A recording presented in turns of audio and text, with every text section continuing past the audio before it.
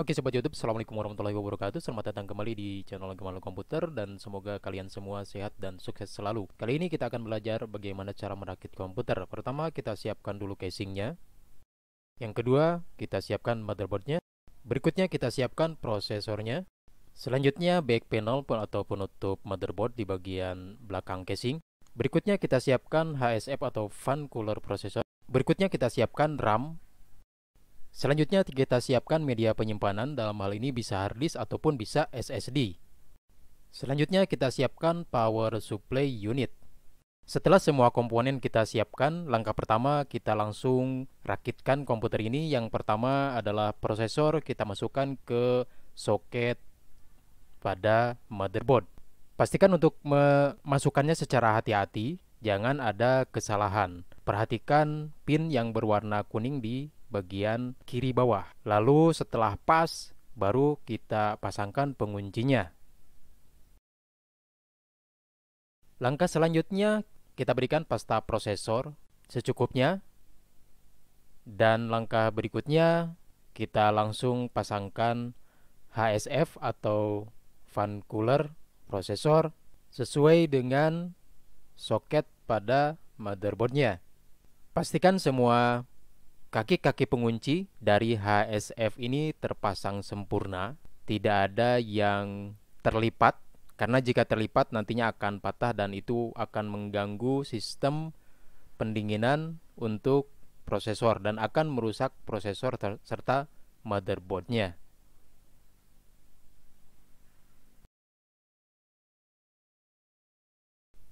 Selanjutnya kita pasangkan RAM. Pastikan RAM terpasang pas, perhatikan bagian pengunci dari RAM-nya. Setelah pas, barulah kita kunci di sisi atas dan bawahnya. Langkah selanjutnya, masukkan power supply unit ke casing yang sudah kita siapkan. Selanjutnya, pasangkan semua bautnya agar power supply terpasang dengan kokoh. Langkah berikutnya, apabila casing tersebut ada ruangan untuk penempatan kabel di bagian dalam casing di sebelah kanan penutup casing berarti ya, itu kabel bisa dilewatkan agar rapih, tidak terlihat dari bagian sebelahnya. Jadi bisa dilewatkan seperti itu, seperti yang diperlihatkan pada video.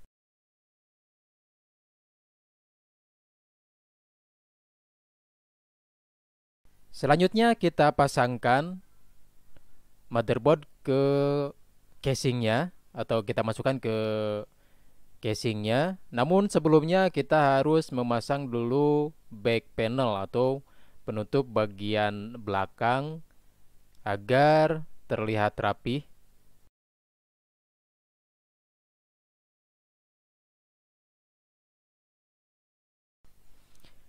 Berikutnya kita hubungkan power pin 24 dan power pin 4 ke slot yang tersedia. Langkah selanjutnya kita hubungkan kabel dari panel depan ya untuk tombol on off, kemudian indikator power dan indikator hard disk ya. Itu biasanya ada tulisan power untuk panel power on off-nya. Kemudian dan itu biasanya di pin yang berjumlah 4 ya, tergantung motherboardnya juga. Reset itu biasanya di sebelahnya, bersebelahan ya. Itu untuk power, kemudian untuk reset di sebelahnya. Lalu di samping power itu biasanya untuk indikator lampu power, indikator LED power, dan di sebelahnya itu biasanya indikator untuk hard disk ya. Kabel untuk tombol reset, dan di sampingnya itu indikator hard disk. Jadi bila mau dipasangkan, pasangkan semua. Jikapun tidak masalah. Yang penting itu power dan reset. Dan yang paling penting mungkin power ya, karena itu tugasnya untuk menyalakan sistem komputer ini.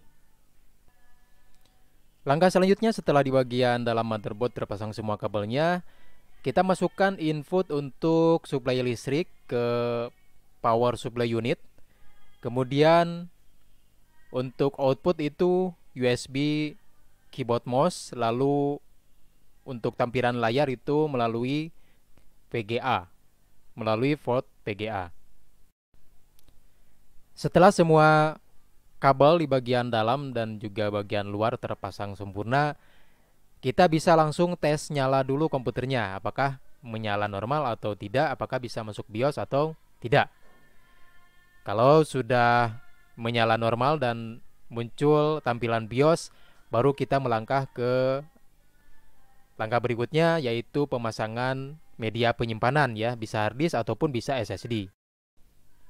Langkah selanjutnya setelah kita tes nyala dan yakin menyala normal, baru kita hubungkan kabel SATA hard disk ataupun SATA SSD untuk SSD ke port SATA yang tersedia pada motherboard.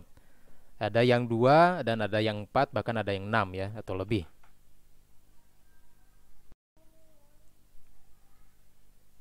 Selanjutnya hubungkan kabel data SATA ke hard disk ataupun SSD. Lalu hubungkan juga kabel power SATA ke hard disk atau SSD.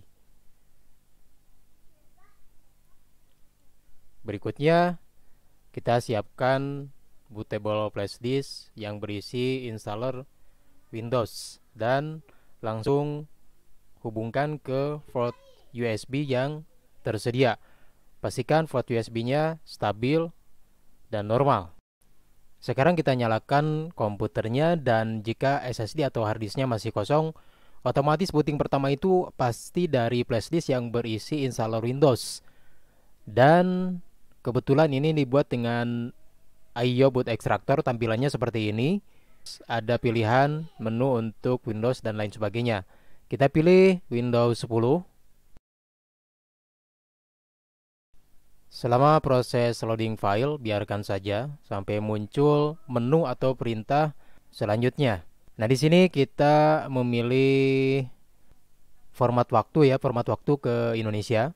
Kemudian klik next, lalu klik install now. Selanjutnya checklist lembar persetujuan. Lalu klik next dan pilih yang kedua ya, yang custom ini masih kosong. Kita klik new dan kita tentukan berapa giga untuk sistem operasi dan berapa giga untuk data jika partisinya dibagi 2. Jika tidak, hanya 1 untuk SSD misalnya sebagai sistem, ya kita langsung saja eksekusi new dan klik install.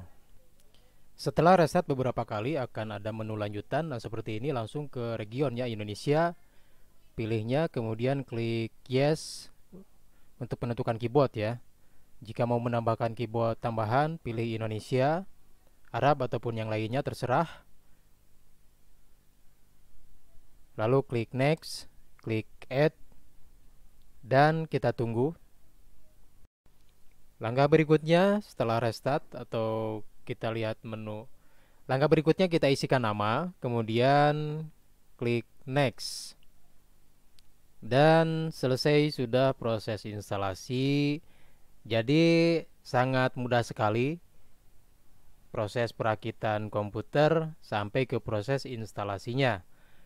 Mudah-mudahan informasi pada video ini bermanfaat, dan mohon maaf apabila ada kekurangan atau ada hal yang terlewat dalam video ini.